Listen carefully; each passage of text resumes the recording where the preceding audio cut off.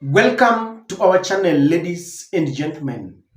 The very controversial Kileleshwa member of county assembly has been humbled by Raila Odinga. And Alai is the one who has been leading the impeachment motion against Johnson Sakaja. He didn't start it today. Alai has been accusing Johnson Sakaja of neglecting the city and the county of Nairobi. Now, after assuring Kenyans and Nairobians that they had gotten more than the prerequisite number of signatures to impeach the governor, they were summoned by Raila Odinga. Now, very many people have been mocking Robert Alai because after that meeting, this is exactly what Robert Alai wrote on his X handle. Robert Alai, realizing that he had been forced to swallow humble pie, said, "We had to and will always listen to our elders in regards to politics. Even if we disagree with them, don't blame us for listening to Raila Odinga." The question is, would we blame? Robert says, let us not blame them for listening to Raila. And the reason why this question is begging, they are the ones who came to us, or rather told us, that Sakaja is corrupt. Sakaja is now unfit to hold office. They are the ones who, called for a press conference. They were singing, "No turning back. We have decided to impeach Sakaja." So they drew our attention to these murky waters of politics in Nairobi. So when he now tells us that they will always listen to Raila Odinga when it comes to politics, do we conclude that they were doing politics?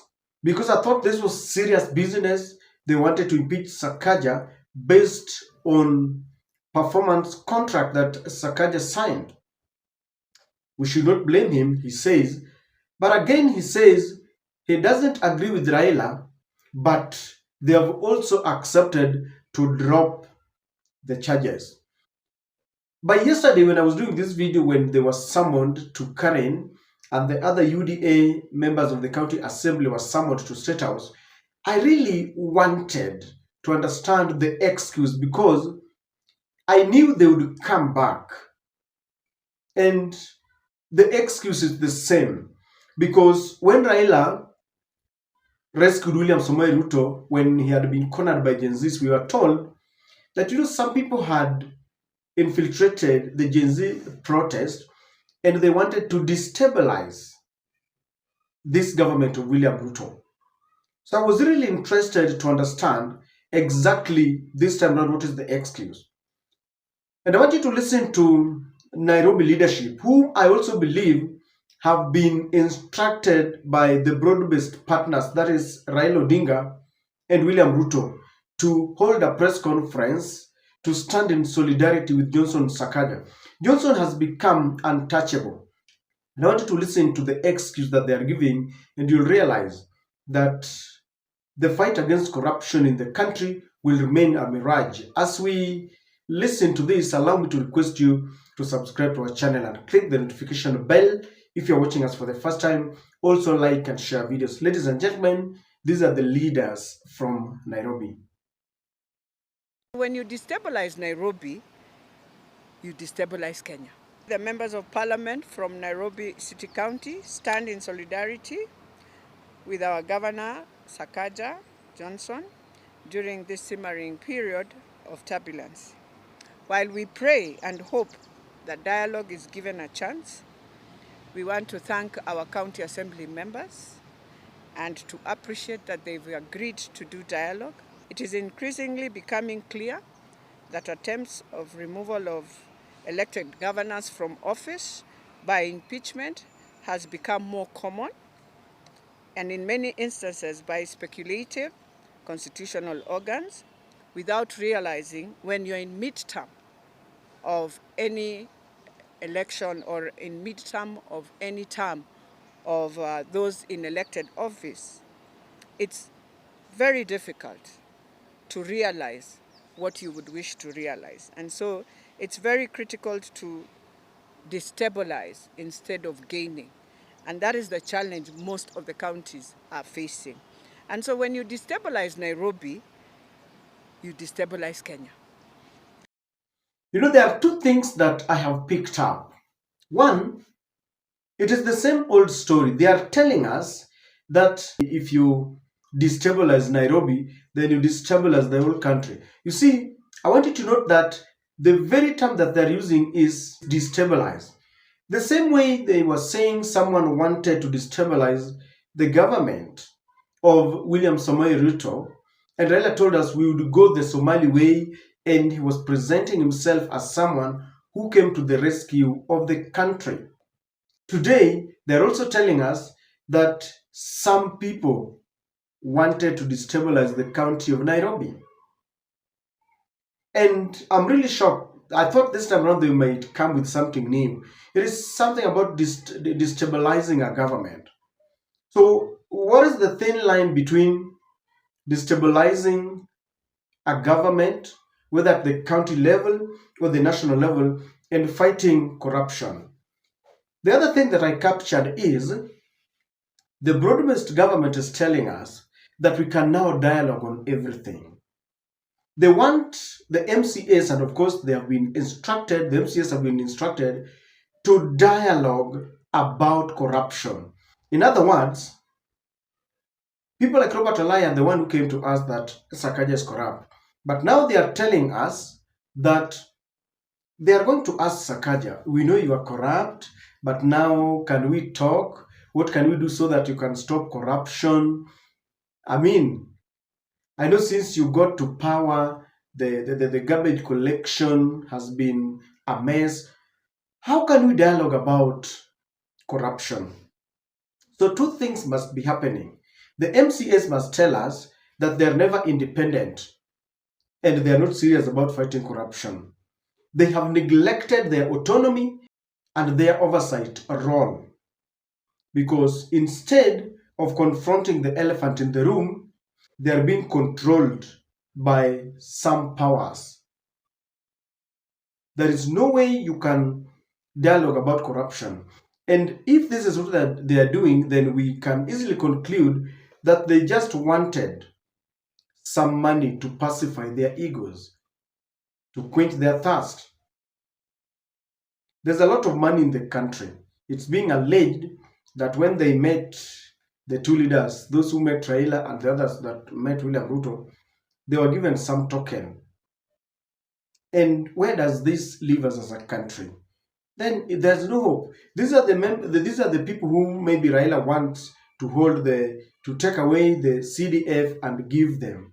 There is corruption at every level of the government. And that is why I doubt Ruto when he points accusing fingers to parliamentarians and says that they are corrupt. And I also doubt Raila in his commitment to fighting corruption. Because if this is the kind of shenanigans that we witness, then I can assure you, they are very genuine in what they are doing. Raila came with this thing called dialogue. So we dialogue about everything.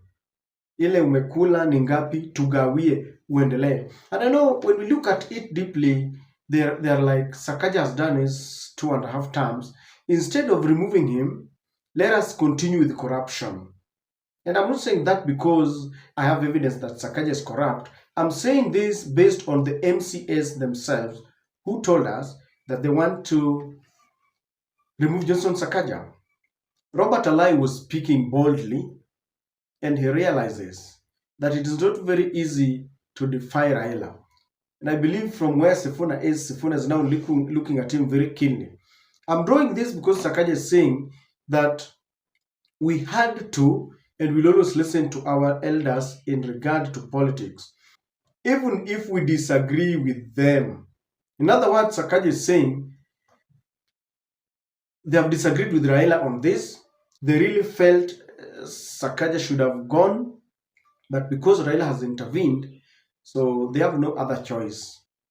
Maybe they know that they might not be given the ticket come 2027. That is the nature of our politics. Let us understand well. And this is why Gen Zs are being told, elect people of your choice, people you can control, or rather, who will perform their duties in accordance to the constitution. And I believe he has been humbled because he has followed the orders of Raila Amolo Odinga. So at the county assembly level, they must follow orders. And that is very funny to me because the the fight against corruption will never be successful. It will never be achieved if these are the kind of leaders that we have. Had we elected Raila, would it have been different? I don't think so. Because now Adani deal has been supported, Sakaja is being rescued. I think Tim Wanyonyi was right for changing his position to go back to Bungoma because the broad-based government had supported, or rather have supported Sakaja, and they want to see to it that he succeeds a second term. If we are going to have leaders who are being rescued when they have been cornered, then we don't have a country because the leaders understand, hata nikiendelea ku misbehave, I have the buddies and they will always rescue me. I don't know what to think, but it's a very pathetic situation that we are in. We still have a long way to fight corruption. We should have left all these leaders to carry their own crosses because I believe Sakaja is being, assumed very innocent until proven guilty, at least according to the constitution. They would have gone all the way to the Senate. And I know the broad-based government does not trust the Senate because they had called the senators and members of the National Assembly corrupt. Maybe they would have ganged up to teach them a lesson. That's why they decided to deal with the MCAs so that that thing ends because they had already collected 80% of the signatures. I want to leave by asking you, how would you gauge the Nairobi government, the Nairobi County Assembly? Are they doing enough? Please share with me in the comment section.